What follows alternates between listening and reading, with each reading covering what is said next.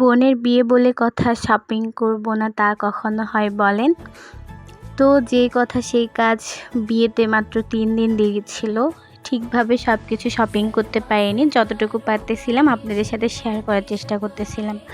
তো আমরা প্রথমেই শাড়ি-টাড়ি কেনার চেষ্টা করতেছিলাম। আমার বোনকে বরের বাসা থেকে তো সব কিছু পাঠিয়ে দিছে। তো আমাদের তো কেনাকাটা বাকি আছে। আমরা হলুদে কী পরবো, মেহেন্দিতে কী পরবো বা বিয়েতেই কী পরবো। তো সবাই মিলে যেই কথা সেই কাজ, আমরা চলে গেলাম শপিংয়ের জন্য।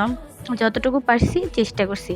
আমাদের যেহেতু মুসলিম বিয়েতে অনেক ক্ষেত্রে আছে না, হলুদের শাড়িটা দেওয়া হয় না। যার জন্য আর কি হচ্ছে হলুদের শাড়ি মেয়ে পক্ষকে কিনতে হয়। তো আমাদের হচ্ছে মেয়ে পক্ষের জন্য এই জন্য হলুদের একটা শাড়ি চুজ করতেছিলাম যে হলুদের দিন কি পরবে। তো যাই হোক, একটা হলুদের শাড়ি নিয়েছি। উপরে আপনারা যেটা দেখতে পাচ্তেছিলাম ওইটাই। তারপরে আমাদের শাড়ি-টাড়ি কেনাকাটা যার যেটা লাগে শাড়ি-টাড়ি কেনাকাটা কমপ্লিট করে তারপরে আমরা হচ্ছে জুয়েলারি কিনতে ঢুকলাম। জুয়েলারি মোটামুটি সবারই হালকা পাতলা টুকিটাকি কেনা শুরু করলাম। তো যাই হোক, আলহামদুলিল্লাহ অনেক কিছুই কিনছি। আমি কিনছি, আমার বোনেরা কিনছে, আরও যারা ছিল মা চাচিদের তাদের জন্য টুকিটাকি কেনা হয়েছে। তারপরে আর কি হলুদের দিন যেহেতু আমরা ফুল টুলে একটু পরবো, তো হলুদের জন্য আর বিশেষ করে বউয়ের ফুল টুলে লাগবে মাথায় টাথায় হাতে একদম আমার বোন চাচ্ছিল একদম রিয়েল ফুল দিয়ে সাজতে, তার কোনো আর্টিফিশিয়াল ফুল টুল চলবে না, যার জন্য সব রিয়েল ফুল। তো যাই হোক, যেই কথা সেই কাজ, আবার হচ্ছে ফুলের দোকানে গেলাম, গিয়ে ওইগুলো অর্ডার দিয়ে আসলাম। তো যাই দেখি ভাইয়াটা টানা শুরু করে দিয়েছে, বুঝছেন। অর্ডারটা দিয়েছিলাম আগের দিন। তো ভাইয়াদের মনে ছিল না, তো দেখি যে মাত্র শুরু করছে তারা বানানো।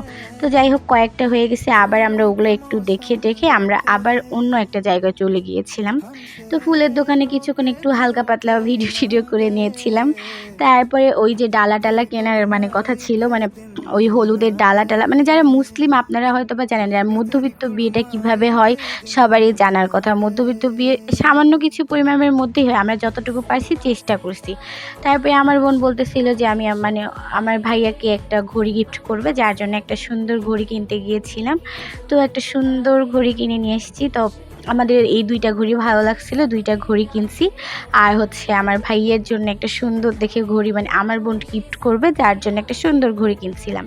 তারপরে আরও হালকা পাতলা একটু শপিং টপিং বাকি ছিল। কানের দুল ছাড়া তো মেয়েদের কোনো কিছুই সম্পূর্ণ হয় না, কানের দুল, চুলি বিশেষ করে।